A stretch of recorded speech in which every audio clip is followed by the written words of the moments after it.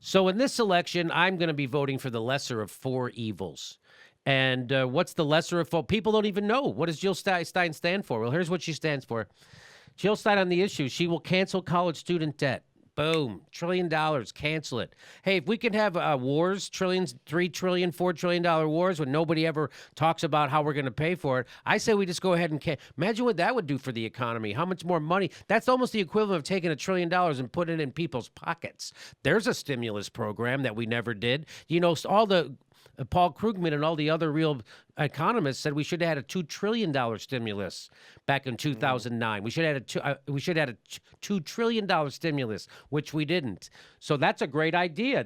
Actually, I bet you Paul Krugman would be on board for that. We'll make public college education free. We already know that we can do that in this country. Supports ending the racist war on drugs. I think everybody's for that except the government.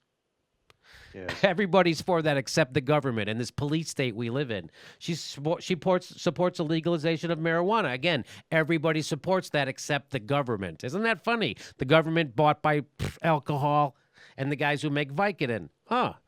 Isn't that funny? But how are we going to keep our prisons full? She says we'll reduce the unnecessary military spending. We'll fight against climate change. Supports campaign finance reform. Opposes the TPP and NAFTA trade agreement. Supports single-payer public health programs. We'll bring troops home from 800 bases. 800 There's over 800 bases, by the way.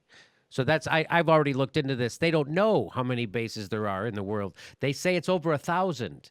Nobody knows. The Pentagon, there's a lot of them are secret. So we don't know about them, but they put it around 1,000. So she said she'll end the Patriot Act and overturn Citizens United. End the Patriot Act. Do you ever hear anyone say that? I don't hear anybody even talking about it. End the Patriot Act. She's going to provide a legal pathway for citizenship. She's going to create a Green New Deal for 25 million new jobs. What a great idea. And we'll close tax loopholes and end corporate welfare. Forget the lesser of evil and fight for the greater good. Jill Stein. I think that's what I'm going to do.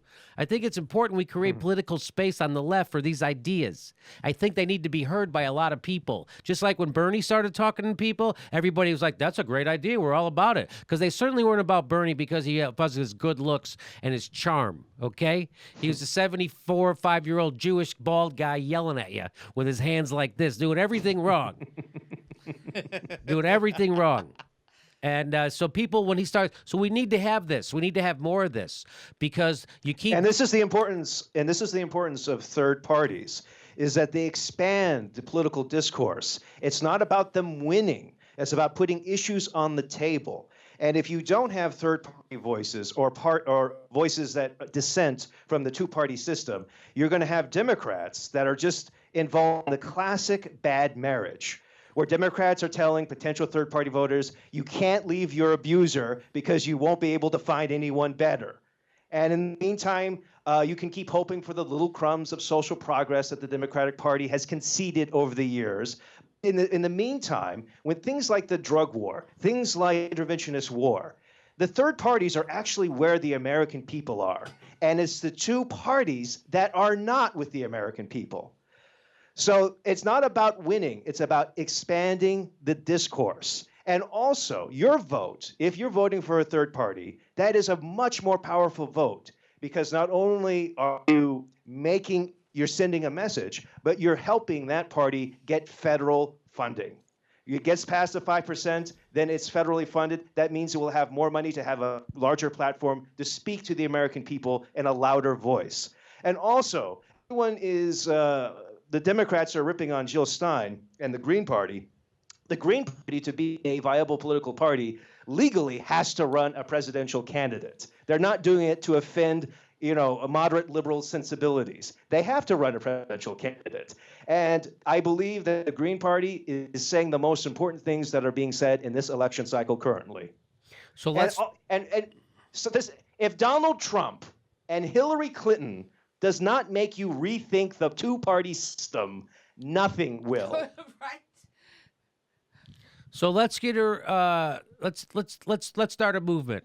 Like I said, 10 years ago, the party that's ruling Greece right now was polling at 4%. Now they're ruling Greece. I know they have a different style of government, but let's just keep in mind. Yeah, it's parliamentary. Yes, it's time. It's time we can't, the definition of insanity is do the same things you've always done and expect a different outcome. So we've done this before. We voted out of fear. We voted against the Republicans. We voted against that. And it's time to stop, because this is what we're left with. We're left with more war. We're left with more deregulation of Wall Street, and the banks are going to crash again. We're left with war criminals not prosecuted. We're left with income disparity greater than the Gilded Age right now. And half the country in America right now is considered poor or living in poverty. Half the country. Did you know that 1 in 4 children in America live in poverty? 1 in 4 live in poverty. Poverty, not poor, in poverty. So that's why it's time. And all these white guys keep wagging their finger at me and telling me that I got to vote for Hillary Clinton. These guys who grew up in cul-de-sacs and now have no idea what a real pain is like in the real world, have no idea. These guys are telling me I have to support because Trump and the Supreme Court. And let me tell you, that Supreme Court argument is the same argument they give you every time a Republican runs. It's the same time. It's the same argument. That take Trump's name out of it. It's the same argument.